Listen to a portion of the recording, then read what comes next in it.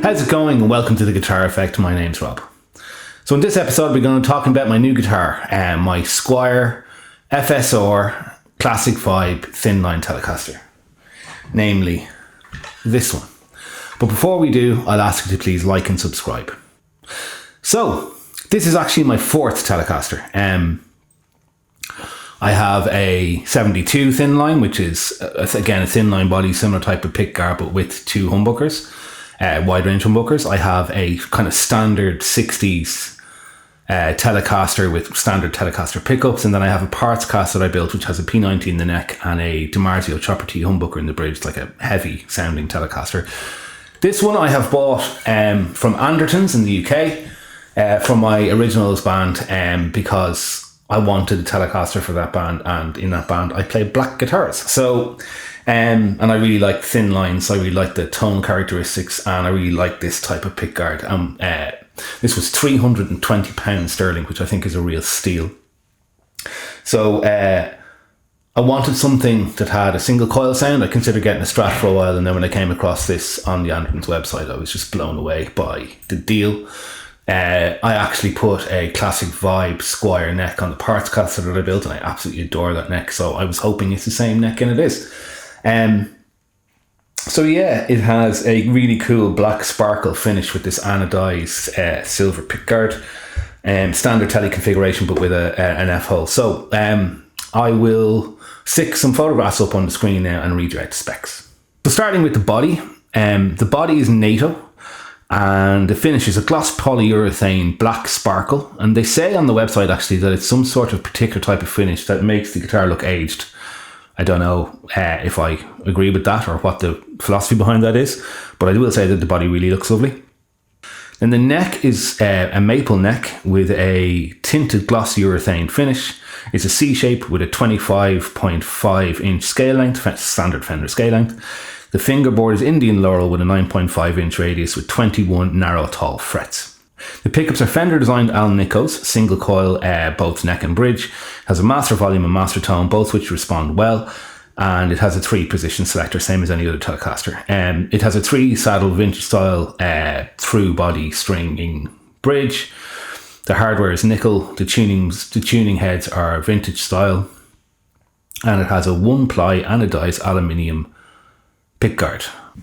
So there you go, my new Tele. I must say, I think Lee Anderton himself spec'd out this guitar, and it's an incredibly cool looking guitar. I really love black guitars with like normally white or aged looking scratch plates.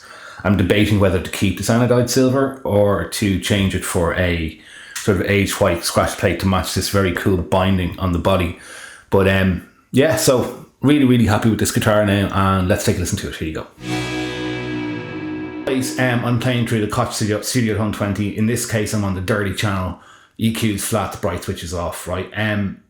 Before I get into the sound demos of this guitar, as I mentioned in the intro, I have unfortunately been pretty disappointed with the sound of this guitar straight out of the box. The back pickup is usable, but the neck pickup just really sounds awful. I'm really disappointed in that respect. Now, it does have a semi-hollow body, but in my main guitar, albeit with wide range humbuckers, is a semi-hollow Tele, the one that I've played more than any other guitar. I don't think it has that much of a distinctive change on the tone.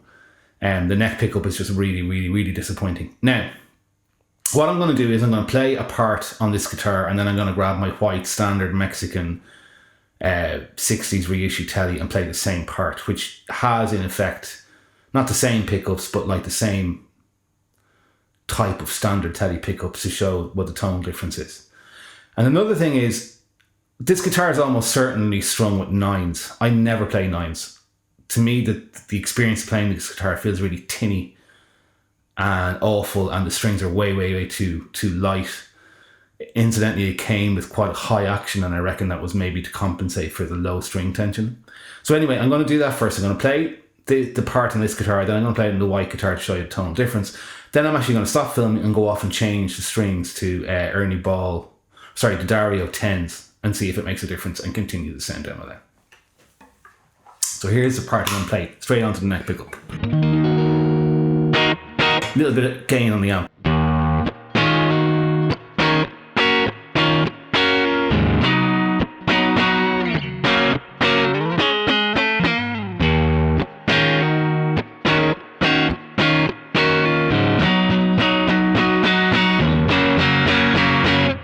pickup now.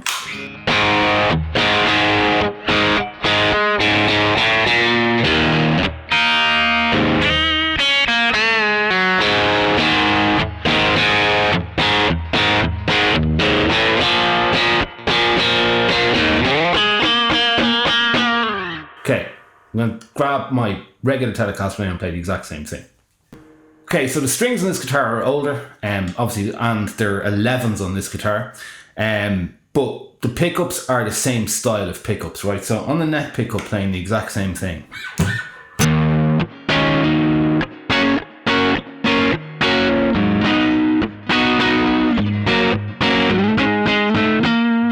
To me, that's what the neck pickup on a Telecaster sounds like.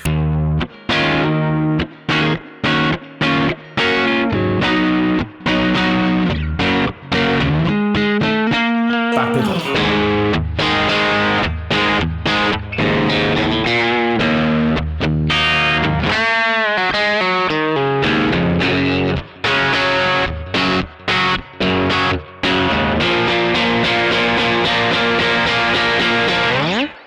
So, just much fuller sounding, much bigger sounding. It's a much more pleasant experience to play with the thicker strings for me. This is what I expected that guitar to sound like, and this is a standard Mexican guitar with, you know, standard Mexican pickups. So the pickups it's a more expensive guitar. It's going to sound there shouldn't be as much of a difference between the two in my opinion. So what I'm going to do is I'm going to go change the strings on the Squier now and continue the sound demo after that. Okay, so I've now restrung it with 10 gauge D'Addario strings, and my initial thoughts, having plugged it in just now, I don't know whether it actually sounds better, but it feels so much better, which is making me think it sounds better. I don't know whether it actually does. I guess listening back to the recording of this demo will really be the acid test of that, but here's what it sounds like. So neck pickup.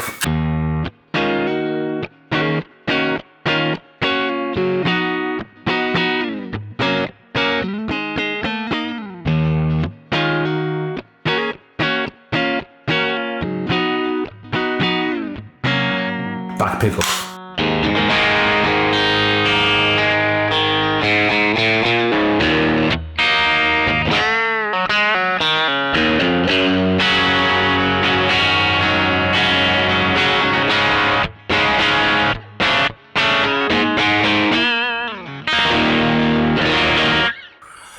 Okay, so my thoughts on that are the bridge pickup is just about thereabouts.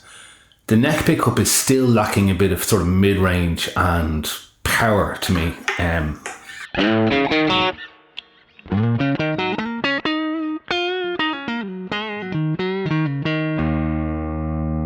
I mean, I have the neck pickup maybe 3mm away from the string, so I think it's high enough. You can hear the volume difference. Like, that's loud enough to overdrive the amp. That simply isn't. So I will probably replace the neck pickup on this guitar, to tell the truth. But so here are some of the different tones using the controls. I'm just going to up the overdrive on the amp a little bit, so that I have more tonal variation. So starting with the bridge pickup.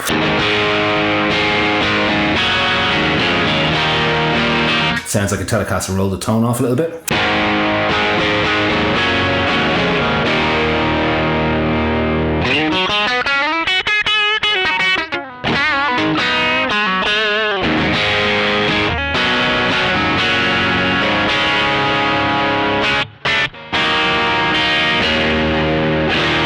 You have everything you need, I think, from that bridge pickup there.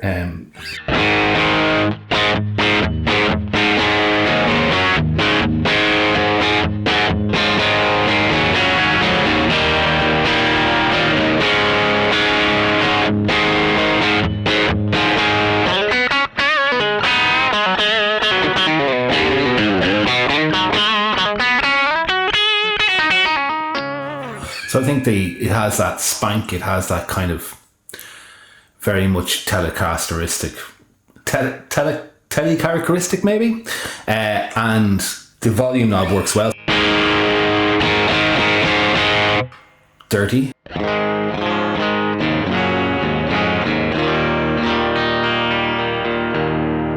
Listen to tone on halfway, tone on full. Volume on halfway, volume.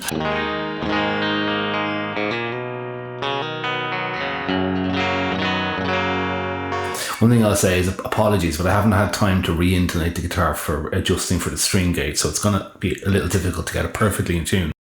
Okay, so back to middle pickup settings. Here is the middle pickup volume and tone on full.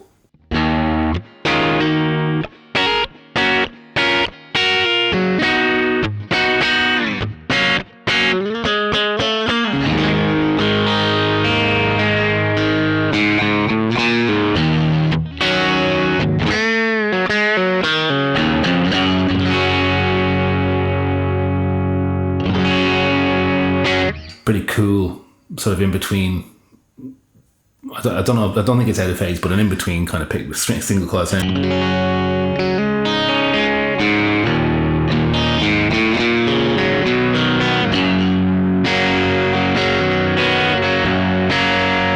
Volume back halfway.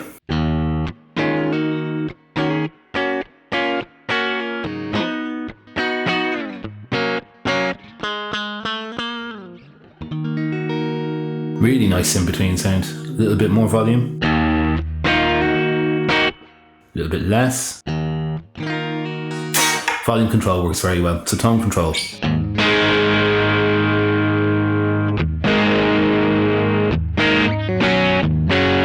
Okay, so then finally then onto the neck pickup, volume and tone on full.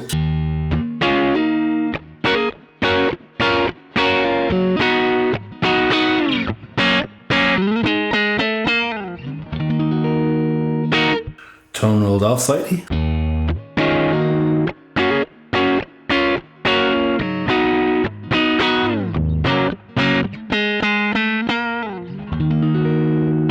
Really at full volume, I'd like to be hearing a little bit more gain from that neck pickup. So then with the volume on the neck pickup rolled off slightly. Tone up full.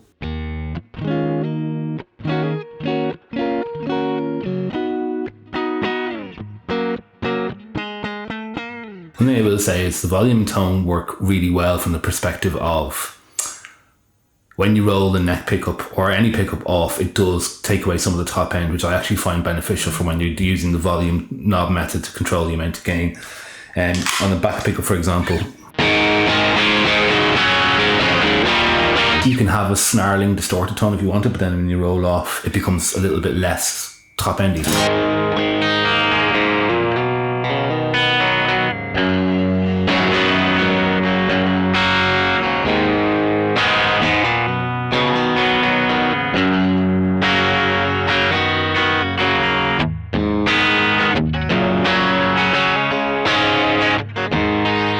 Volume up full.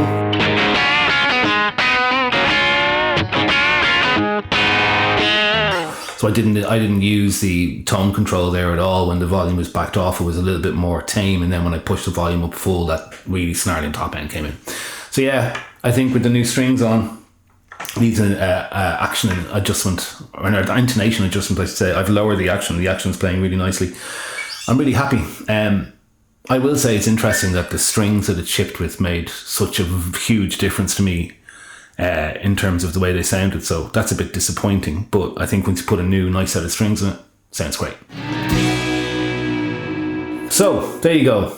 If you're looking for a Telecaster that sounds a little bit different because of the hollow chamber and also has its own look going on, these are on sale at the moment on Andertons for £320 sterling, which by the time, if you're living in Ireland, by the way, by the time you get it into Ireland, it's about €400 even. I think it was 407 or something like that delivered to my house.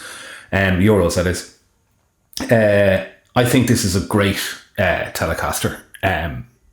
We're after a standard Telecaster sound. I'm almost certain, however, that I will be replacing this neck pickup for maybe a twisted tele pickup or even a standard Mexican tele pickup that has just a bit more output in mid-range.